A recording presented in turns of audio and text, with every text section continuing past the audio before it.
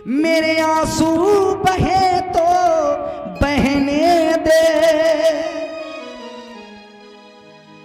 ये कुछ ना कहे तो कहने दे, मगर है के कई मेरा राम मेरे पास रहने दे, मेरा राम मेरे पास रहने दे, मेरा राम मेरे पास रहने दे, मेरा राम मेरे पास रहने दे। और सुनो के कई भरत राजा बने तो बनने दे, भरत राजा बने तो बनने दे, भरत राजा बने तो बनने दे, मेरा राम मेरे पास रहने दे, मेरा राम मेरे पास रहने दे, अरे मेरे प्राण मेरे पास रहने दे, मेरे राम मेरे पास रहने दे, अरे मेरा लाल मेरे पास रहने दे, मेरा राम मेरे पास रहने दे। आज के कहने लगी कि अगर तुमने मुझे वरदान नहीं दिए तो दुनिया तुम पे थूकेगी। दशरथ कहने लगे कुछ भी हो जाए, दुनिया कुछ भी कहे तो कहने दे, दुनिया कुछ भी कहे तो कहने दे, दुनिया कुछ भी कहे तो कहने दे, मेरा राम मेरे पास रहने दे, वो मेरा राम मेरे पास रहने दे, मेरा लाल मेरे पास रहने दे, मेरा राम मेरे पास रहने दे, ओ मेरा राम मेरे पास रहने दे।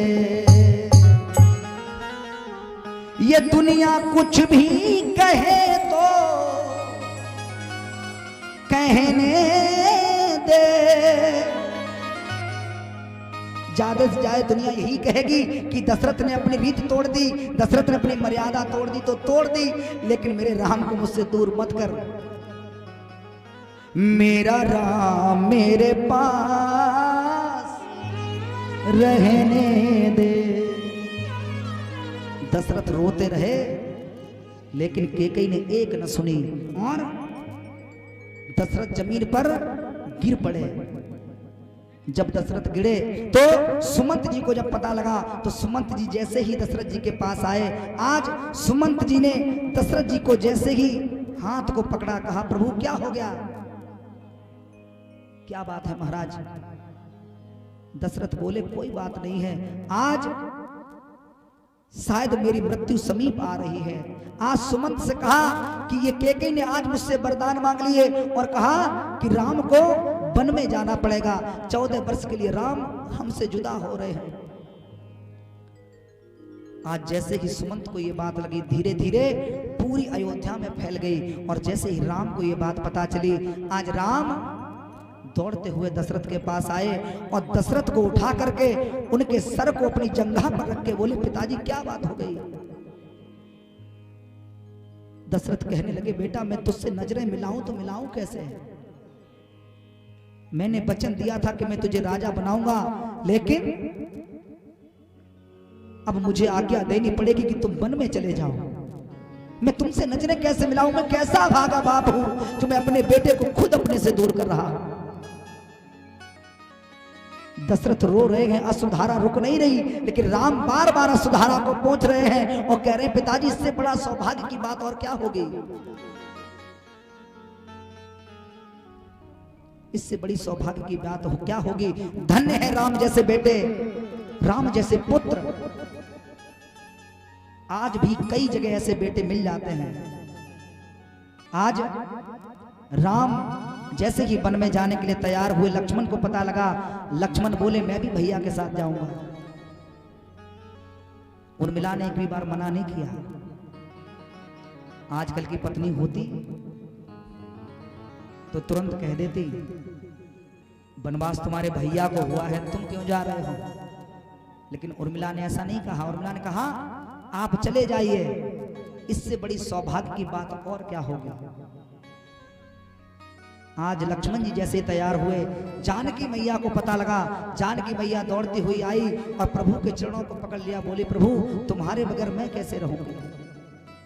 राम बोले कि जानकी तुम्हारे बड़े कोमल कोमल चरण हैं, तुम कैसे वन में विचरण करोगी, तुम्हारे पैरों में कांटे छिद जाएंगे, तुम रह नहीं पाओगी। आज जानकी मैया बोली जी अभी न देह नदी बिनु वारी, तैसे नाथ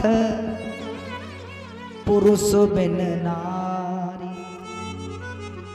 जैसे प्राण के बगैर ये शरीर हो जाता है, जैसे जल के बगैर सूनी नदी हो जाती है, वैसे ही तुम्हारे बगैर ये जानकी अधूरी है। वैसे ही हर पति के बगैर हर पत्नी अधूरी है। आज तीनों जाने के लिए तैयार हो गई। सुमंत ने रथ को सजाया और रथ में जैसे ही तीनों को बिठाला, आज समस्त अयोध्या वासियों को पता लगा। सारे अयोध्या वासी पीछे चल पड़े और कहा प्रभु तुमको अकेले नहीं जाने देंगे, अकेले नहीं जाने देंगे, हम भी साथ चलेंगे। आज समस्त अयोध्या वासी साथ चले और जाकर के सरयू के किनारे आज विश्राम किया। शाम को सो गए और सुबह जल्दी उठकर राम ने सुमंत को समझाया कि इनको वापस ले जाना, हम लोग जा रहे हैं। आज तीनों वहां से अयोध्या वासियों को छोड़ के चले गए। गंगा मैया के किनारे पहुंचे। गंगा मैया के किनारे कौन मिला? कौन मिला? केवट। केवट के ऊपर ही अगर बोला जाए तो कम से कम 2-3 घंटे चाहिए। और अब टाइम कितना बचा है? Only 30 minute. हाँ, आज केवट को आवाज लगाई। लोग तो ये कहते मांगी नाव ना केवट आना। प्रभु ने नाव नहीं मांगी लेकिन केवट आया।